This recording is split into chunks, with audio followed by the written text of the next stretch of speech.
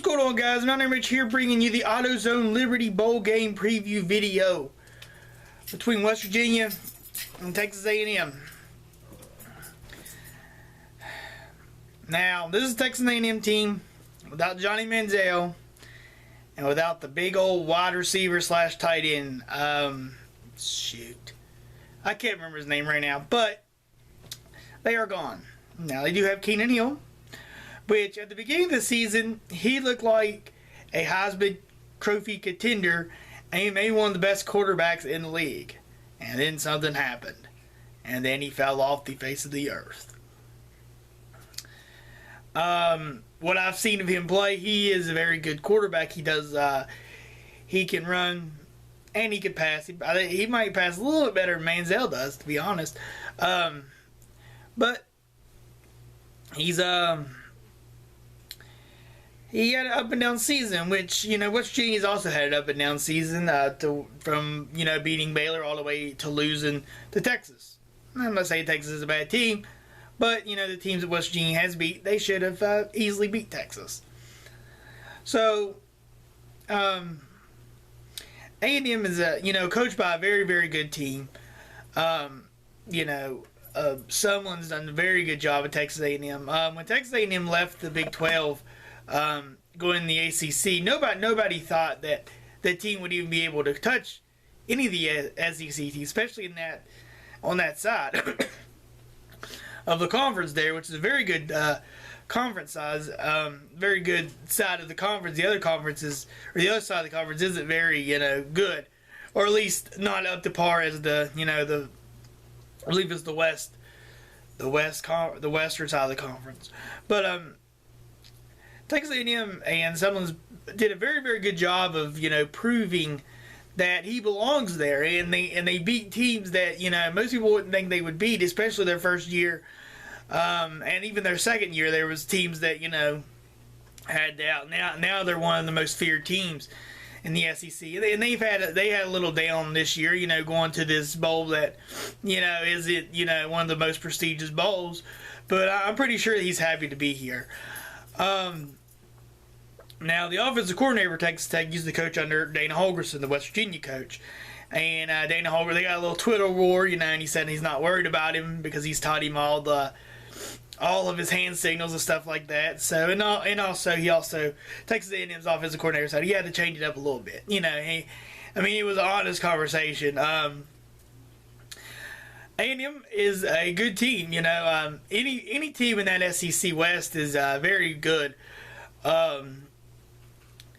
And able to, play with anybody. Now, you can say the same thing with West Virginia on the other side, is they played with Alabama's. They played with Oklahoma. They played with, they beat Baylor. They played with TCU. They played with Kansas State. And all these teams are very good teams. We've had a very, very tough schedule this year. And for the outcome to be what the outcome is this bowl game, is very happy to me. I know that, most fans would rather, of course, I'd rather for them to go undefeated, but at the beginning of the season, you said, okay, well, you're coming off this crappy season. Your first game is against Alabama. Good luck. West Virginia had a pretty good showing. I'm not for sure who the starting quarterback's going to be for West Virginia in this game. I'm not even for sure if it's even announced yet, but, it's either going to be Skylar Howard, which, is a pretty athletic quarterback, or Trickett, who has a very, very good accuracy and arm once you give him time. West Virginia's got a very good wide receiver, Kevin White, and Mario Alford on the other side. They don't talk about Alford that well, but if you hit him with a quick slant and you're not on top of him, that's a touchdown. He's quick. He's fast. You go look highlight videos of him. They want to talk about Kevin White, the big receiver that's going to go play in the NFL next year. They don't really want to talk about that much like Alford, but Alford's a mini Tavon Austin. So if you want to look at that aspect, pretty good wide receivers. West Virginia's got to be able to run the ball, and they can run the ball, open up things in the passing game. It's kind of obvious, I've been saying it all year. It's just the thing West Virginia has. Some teams West Virginia hasn't been able to run the ball on, and the teams they have been able to win the game. A&M on defensive wise has to be able to put pressure on the quarterback. Really, no matter who the quarterback is, no quarterback likes pressure, but it all comes up front to the offensive line. Whoever's defensive line wins will more likely win this game. And a turnover battle. I think both of these teams are, after the downfalls that both of these teams, the losses these teams have not been very good losses. I mean, West Virginia's had some good losses at the beginning of the season, but, Texas was a bad loss, and that just kind of hurts a team, whenever they get their pride up. So it depends on which coach gets their teams ready fast enough. And, we'll see what happens with the offensive coordinator position at Texas A&M and who comes out of that. But I do have West Virginia winning this one. It's going to be very close.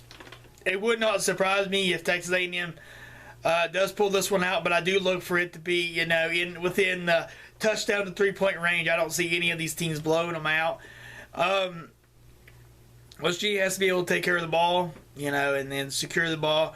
I mean, turnovers are the biggest thing. Whoever can force turnovers more likely win. Yes, West Virginia did have a lot of turnovers against Baylor, but you just don't always recover from that. And I think A&M is a team that Sumlin's a smart enough coach, to where they got to A&M. Whoever gets the turnovers has to be able to capitalize on them and get points out of them. Turnovers aren't that great if you do not give points on them, and they have to be able to produce points off of turnovers. That's just plain and simple. West Virginia's defense this year has all been don't break. We'll have to see. The quarterback for A&M is pretty good. They do have some good receivers. Just because they don't have the big guy doesn't mean that they can't produce at the wide receiver position. The running back is, they're pretty sound all around team.